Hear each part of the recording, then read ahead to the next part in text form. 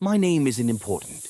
Out here, only one thing matters: surviving long enough to see another sunrise. I haven't eaten in nearly 2 days. Every failed hunt costs energy I can't afford to lose. Today, I must succeed.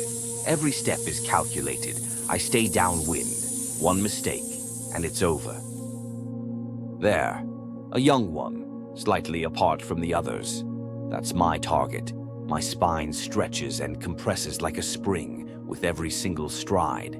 My claws grip the earth. I am built for exactly this. I freeze completely.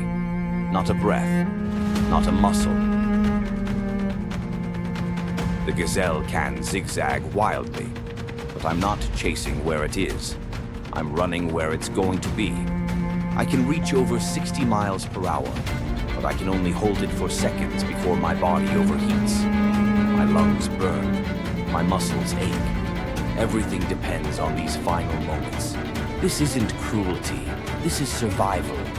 Without this moment, I don't live. The Savanna has its own balance, and I am part of it. I'm almost there. The gap closes, one stride, then another. Contact. It's over in seconds. It has to be.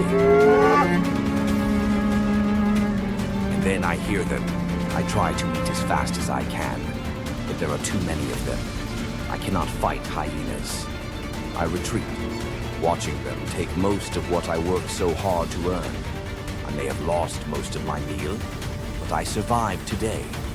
Tomorrow the hunt begins again.